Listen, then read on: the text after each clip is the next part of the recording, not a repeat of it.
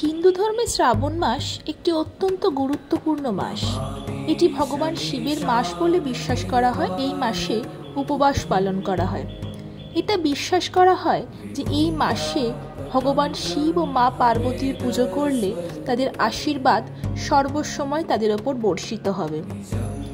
সোম মানে চন্দ্র, যা ভগবান শিবের মাথায় সর্বদা উপস্থিত, তাই সোমবার ভগবান শিবকে উৎসর্গীকৃত হয়েছে। তাই শ্রাবণের মহাদেব দর্শনে চলে গিয়েছিলাম কলকাতার 2 জাগ্রত শিব মন্দিরে। এই অতি প্রাচীন জাগ্রত শিব মন্দিরটি কলকাতার আহিরিটোলা ঘাট এবং নিমতলা মহাশ্মশানের কাছে অবস্থিত। হাওড়া থেকে আহিরিটোলাগামী যে কোনো বাসে বা লঞ্চে আহিরিটোলায় নেমে 2 মিনিটের হাঁটা পথে এই মন্দিরটি। মোটামুটি গোটা শ্রাবণ মাস জুড়েই মন্দির সংলগ্ন অঞ্চলে শ্রাবণী মেলা হয়। বহু জায়গা থেকে পুণ্যার্থীদের ভিড় জমে। এছাড়াও এই পুণ্য ঘাট থেকে জল নিয়ে এবং বাবার মাথায় জল ঢেলে অনেকেই পাড়ি দেন তারকেশ্বরের উদ্দেশ্যে। এই শ্রাবণী মেলায় বাঁক সাজানোর সমস্ত উপকরণই সুলভ মূল্যে পাওয়া যায়।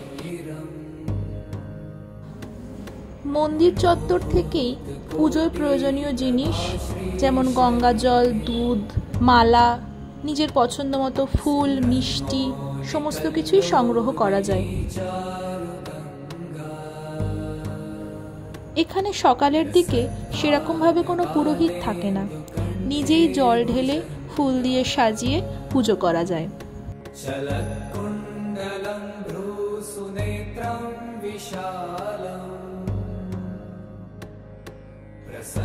প্রাচীনকালে এই গাছকে দেবতারূপে পুজো করার পিছনে কিন্তু ছিল একটি অত্যন্ত সায়েন্টিফিক কারণ। কোনো গাছকে যদি দেবতা জ্ঞানে পুজো করা হয় তাহলে সেই গাছটা আর কাটা হবে না, যেখানে বাসা করে থাকে প্রচুর পাখি। ভূতনাথ দর্শনের পর আমরা চললাম মন্দির থেকে মিনিট 10-এর দূরত্বে অবস্থিত মোটা মহাদেব দর্শনের উদ্দেশ্যে। বট অশ্বত্থের ঝুড়ি নিয়ে প্রায় 300 বছর ধরে দণ্ডায়মান এই প্রাচীন শিব মন্দির। কি যেন মনে হয় কত ইতিহাস বুকে নিয়ে, কত কালের কত না বলা গল্প বলতে যায় মন্দিরের প্রতিটি ইট, কাঠ, পাথর। মাথা তুলে যতদূর চোখ যায় শুধুই বট অশ্বত্থের শিকড় নেমে এসেছে।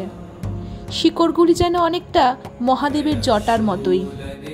8 চালা এই মন্দিরেই রয়েছে প্রায় 10 ফুট উচ্চতার এক বিশাল শিবলিঙ্গ। 1716 সালে নির্মিত এই দুর্গেশ্বর মোটা মহাদেবের মন্দিরটি সম্প্রতি কলকাতা হেরিটেজ হিসেবে ঘোষণা করা হয়েছে। এখন ভক্তদের মনে প্রশ্ন জাগতে পারে, এমন জাগ্রত এক মন্দির কেন এরম ভগ্নপ্রায় দুর্দশায় দাঁড়িয়ে? মন্দিরের সেবায়িত পুরোহিত জানান, বহুবার পুজো আচ্ছা করে মন্দির সংস্কারের উদ্যোগ নেওয়ার পরেও কোনো এক অজ্ঞাত কারণে এই মন্দিরের গায়ে হাত দেওয়া যায়নি। এই মন্দিরের গায়ে হাত দিলেই কোনো না কোনোভাবে সমস্যা তৈরি হয়েছে প্রতিবারই। হয়তো মহাকালের এটাই লীলা। এই প্রাচীন বট অশ্বত্থের ঝুড়ি মাথায় নিয়েই তিনি অবস্থান করতে চান এই ধরাধামে। রুদ্রের কাছে নতমস্তকে প্রার্থনা, মঙ্গল হোক সকল শিষ্টের। ওম নমঃ শিবায়।